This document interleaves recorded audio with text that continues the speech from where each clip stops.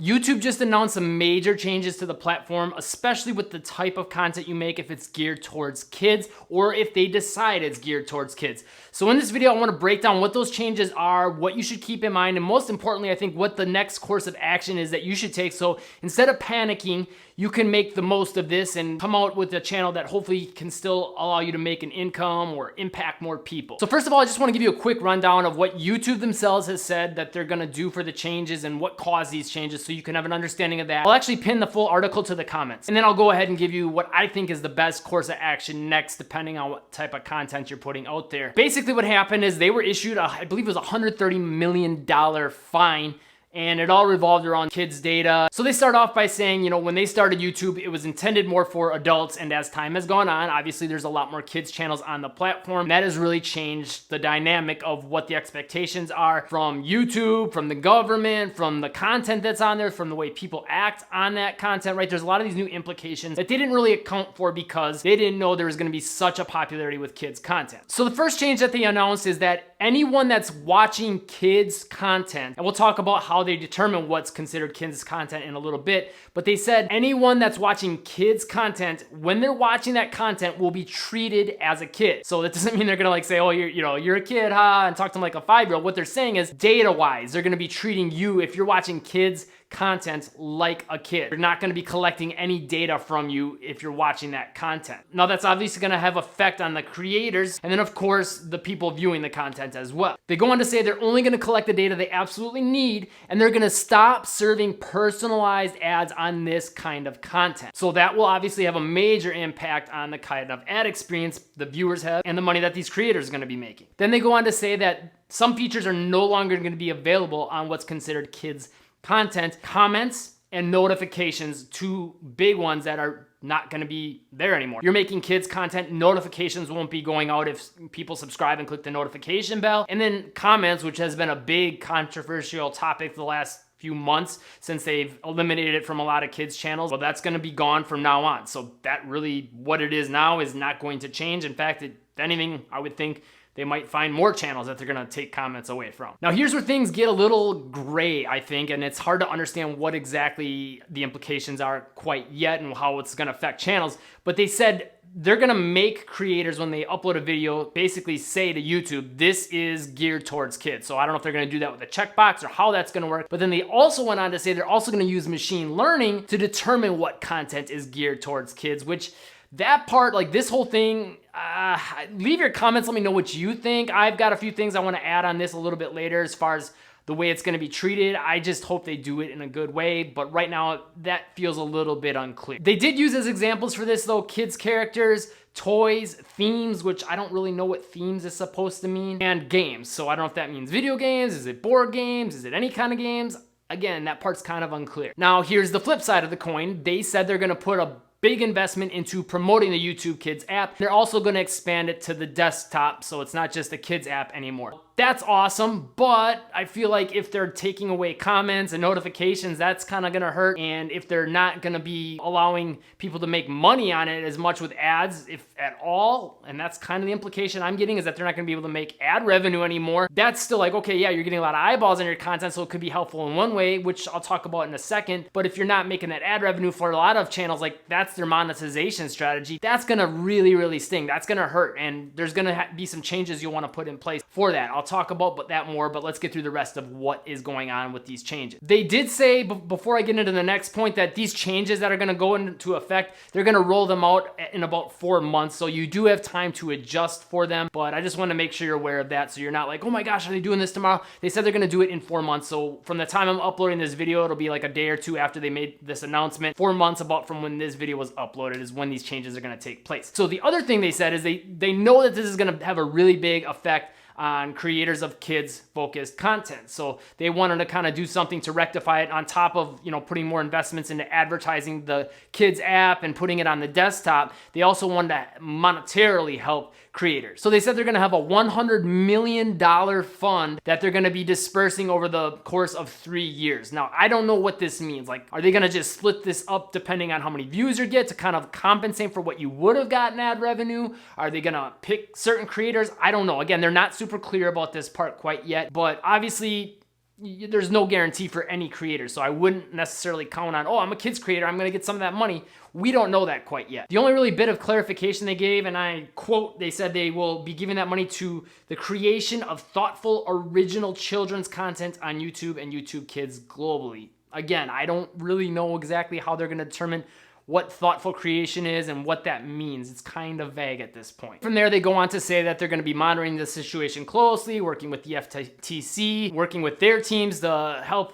make the situation as good as they can based on what they just been handed with this huge fine. So here's the action part, and I think this is probably the most important part once you know what's going on. You can't change that, right? You can't really change what's happening, but what you can change is what you're gonna do with your content and how you react to it and how you structure your business if you're trying to do this as a source of income, a side hustle, or if it's already your full-time income. And actually pinned to the comments, I will have a way for you to make 10 times more on YouTube, and no, that is not clickbait. I am doing it. My wife is doing it. It's a strategy you should be putting in place to make the most of your YouTube efforts and not just relying on YouTube, give you more stability and more income. So the first thing, and this is something I think is so very important for any creator, even if you're not kids content. I do this for my channel, and it's gonna affect my bigger channel, Get Handles Basketball. My wife's got a channel teaching how to speak Spanish. Again, is that gonna be considered geared towards kids? I don't know. And that's one thing I guess that we should talk about before I give you the strategy is what's gonna happen as far as that goes. Like, are they gonna determine like, okay, I've got a few videos on Get Handles Basketball that are geared towards kids.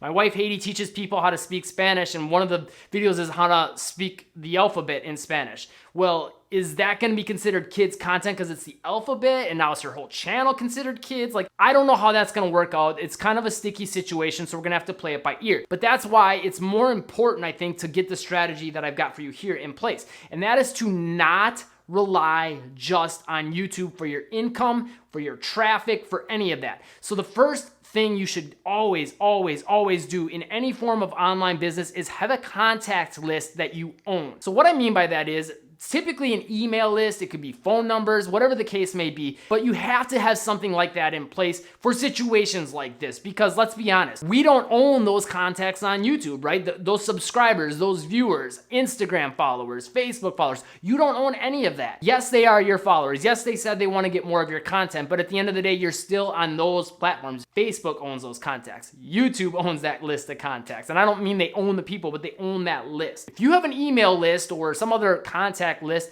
in a spreadsheet that you obtain legally, you want to do it in the right way, then you're good to go. You're not going to have to worry about being able to get in contact with those people, right? You can email them, you can phone call them, text them, whatever the case may be. Usually though, when we're talking like YouTube and things like that, email is the way to go. Here's why that is so important monetarily and getting the traffic side of things down. First of all, not having notifications go out anymore if you have kids content. Well, if you have an email list, now you can email those people and tell them you have a video out. You've got another way of getting in front of those people and letting them know you have new content out. It doesn't have to be limited to just when you have a YouTube video about it. It could be content you have on Facebook or whatever the case may be. And the other benefit of that is on top of giving you that like level of security and still allowing you to get in touch with them, it allows you to get in touch with people on multiple different platforms, right? If you're on Instagram, Facebook, YouTube, and now you've got an email contact, now you could potentially get in contact with people 5-10 times a day, 5-10 times a week, whatever you feel like is best for you, but it gives you a way to get in contact with people in more ways. Some people like email better than YouTube. Some people like Facebook better than YouTube, right? So it gives you that level of security. Now, I'm not saying to go like all into a million platforms. I think it is good to have like different platforms where you have your traffic, but I would say for sure, pick your one, which if you're watching this is probably YouTube,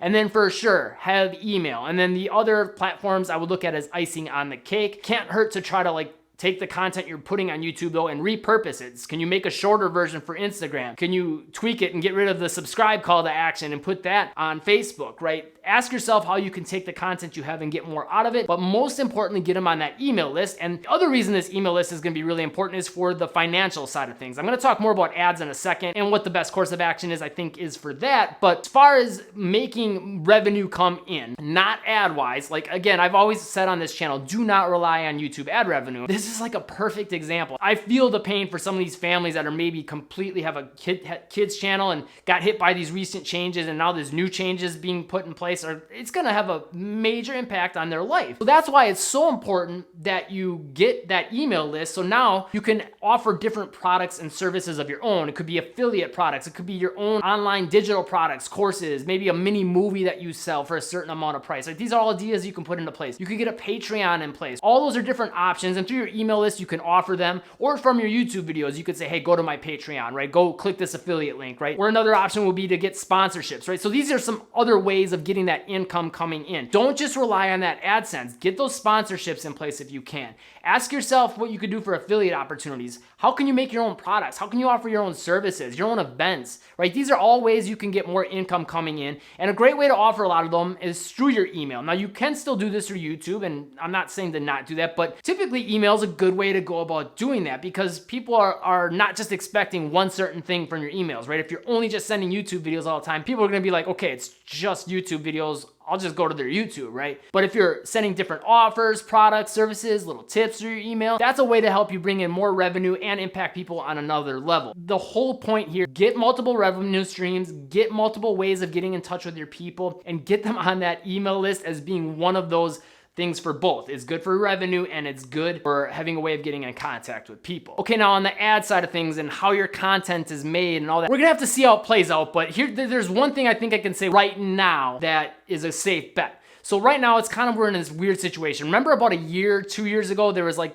adpocalypse when certain brands said, look, we don't want our ads in front of this kind of edgy content, things that were considered maybe to be hate speech or violent or whatever the case may be. They said, we don't want our ads in front of this stuff, you know, if it had to do with drugs, sex, nudity, any of these kind of like edgy type topics, right? So you got like this more like super adult type content that's definitely for 18 plus. And then you got the kids content, which from my understanding right now sounds like ad revenue is either going to be not very good or completely going away. Again, leave me any comments. Like, I don't have a complete understanding of what came out quite yet, because it seems kind of vague, but if you've got any more information or anything that you know for sure, drop comments. But the kids content, it sounds like revenue from the AdSense side of things, from ads being shown on your videos, is not going to be looking too pretty, if possibly even there at all. So because of that, I think that the sweet spot is going to be making adult content. So it's not on the extreme side of things, and it's not the kid side of things. It's adult content that's squeaky clean. No swearing, no violence, no, overly radical political ideas, things like that. I think those are where you're gonna start to have a lot of problems with getting monetized from being too extreme. And then if you have your stuff that's a little too kiddie focused, I think you're gonna have problems there too. So if you really wanna make the most of trying to make money on AdSense, then you're gonna have to fit into that area. Now, I think the cool thing is if you are fitting into that little niche, which I think this channel would be, Inspired Video Marketing, is geared more towards adults. I do have one channel with kids in the title.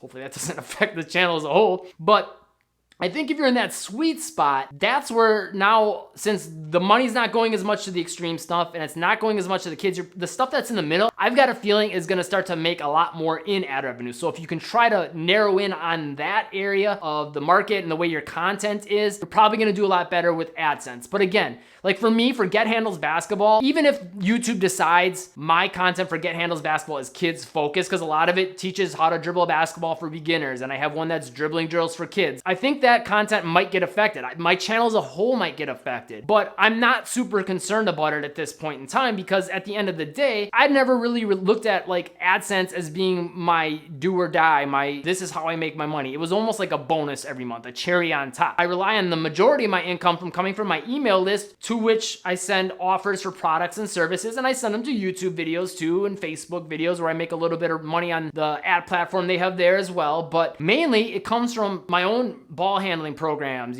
shooting programs, things like that. I offer these different products. I have camps that I offer through email, and those are where I make the majority of my income. So I know I have that level of stability, and if I'm also making a lot in YouTube ad revenue, it's like, oh cool, I'm doing really good, right? But I'm not ever looking at that money as like completely reliable. And even for that matter, like Don't always look at just product sales as being reliable, right? I've diversified my revenue streams. I've got Facebook ad revenue. I've got YouTube ad revenue. I've got investments, right? So I've got all these different income streams to help give me a little more stability. So when things like this happen, I'm not quite as, shook up by it. I can have a level of stability. And then I've also got people on multiple platforms. I've got them on an email list, so I don't have to be quite so concerned about it. I mean, I'm not saying I don't care. I'm not worried. I care more for other creators though that are like really trying to focus on just YouTube and just ad revenue. That's kind of where the problem comes into place. So drop me your comments with any thoughts you have on this, anything you want to add on my advice, on what's going on, and anything that you've heard about. Let's get the conversation going in the comments, help each other out. If you found this video helpful, be sure you subscribe and click the bell icon to catch the newest videos. I'll try to update you guys anytime something new comes out about this or any other big major change on YouTube or business-wise online.